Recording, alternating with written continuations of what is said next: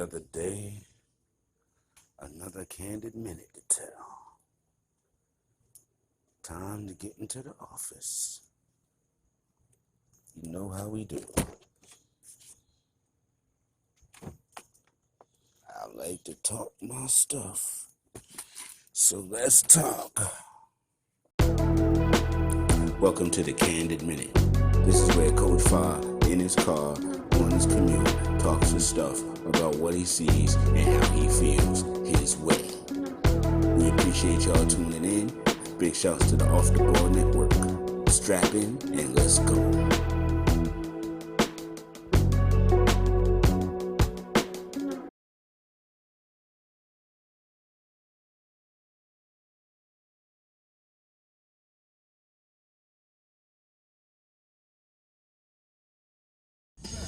Yo, good morning, my ladies and my gentlemen. What is happening? It is a cloudy little Sunday morning. I got Craig Mack's Project Funk the World in the background. And I just want to welcome y'all to another quick Candid Minute. This one is about that wonderful classic heavyweight fight that we watched last night. Well, I watched. I don't know if you guys watched. Of course, it didn't actually start till like midnight, and I was already vexified and mad tired. I just was, just being 100. But I'm well invested in Deyontay Wilder, and my wife and I have been watching his ascent since before the Stefan fight, and he's a family favorite. He's not necessarily the most technically sound boxer in the world. And yes, at times he does rely on his power a bit too much. And that second fight against Fury, honestly, man, I don't really feel like Deontay was in that fight at all from the start. He just seemed wild off.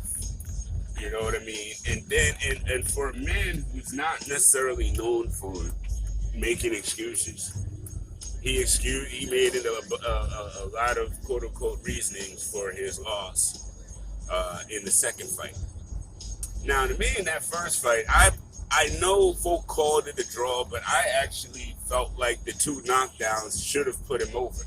So I'm in that category of he won that first fight. He did not win the second fight. And so this third fight, honestly, going in, I didn't think he was going to have that big of a chance, just to be honest. And it wasn't because of his style or his skill set. It mainly is because I understand how very big men fight, especially against big men. Tyson Fury has 40 plus pounds over this dude naturally.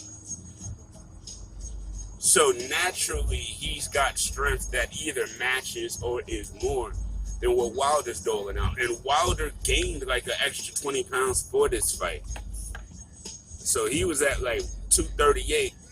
And that still didn't compare to the, 277 or something like that Fury was at last night, throwing in 300 pounds, yo.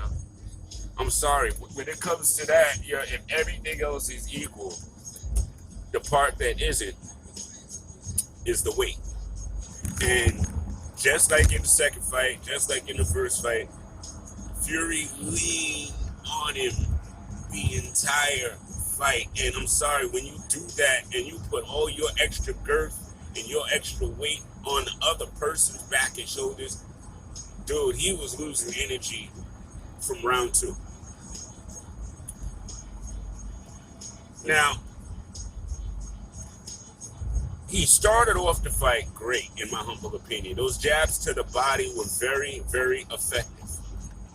What annoyed me about Deontay last night was he went away from that. And he tends to do that at times. He goes away from things. He needed to stay in his bag, stay in the textbook like his coaches was telling him. And he needed to box that way the entire fight. Honestly, if he had, I think this fight might have been a little bit different. I mean, regardless, this Joker went to 11 rounds, and it was an epic battle of two stellar big men that refused to give up, man. Refused to give up. That was a hell of a fight. And anybody today talking smack about Wilder is whack to me. Anybody. And I just said it. So understand that. You know what I mean? He and Fury are the heavyweight division. Anthony Joshua was a punk. He ran away from fighting Wilder years ago. And now, if he wants to stand any chance of staying relevant, now he has to fight Wilder to get to Tyson Fury.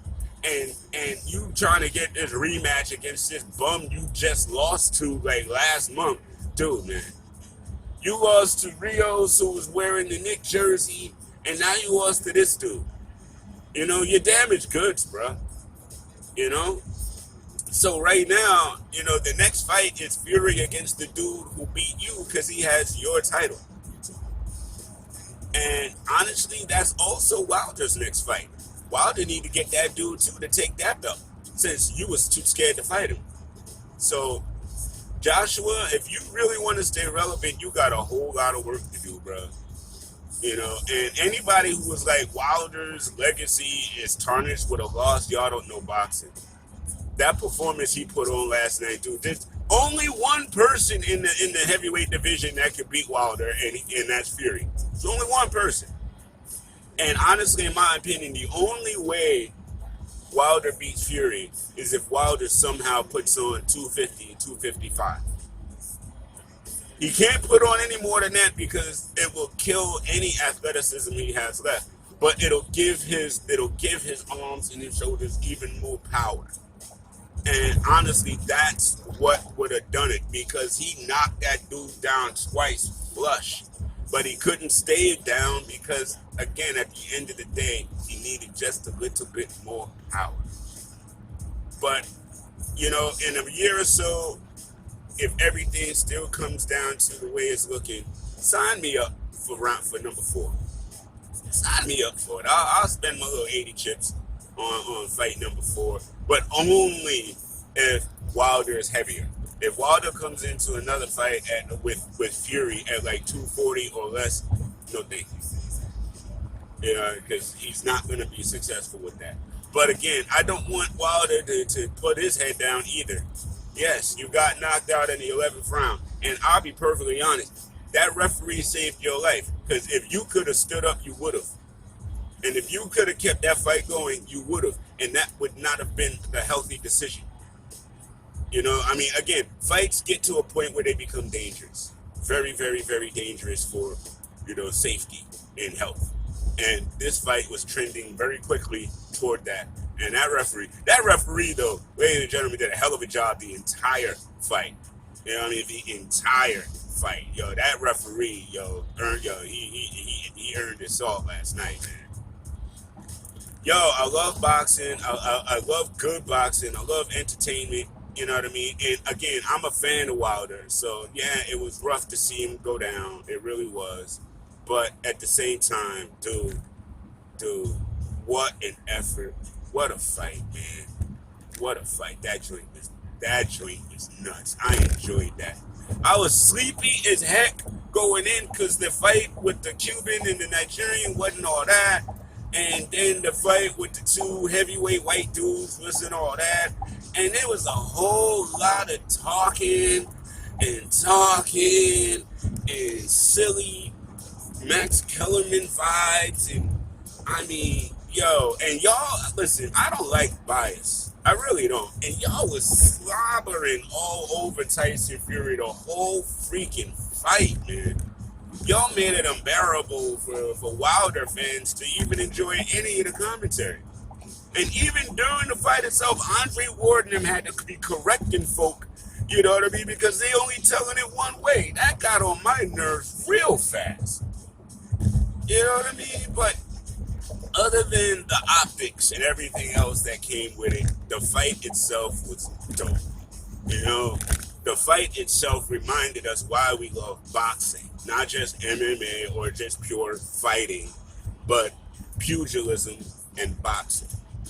That was a great fight, y'all, and I thoroughly enjoyed it. Hit me up in the comments. Let me know how y'all feel about it. Let me know how y'all feel about Anthony Joshua. Is he still somebody relevant, or is somebody else coming up to take that spot?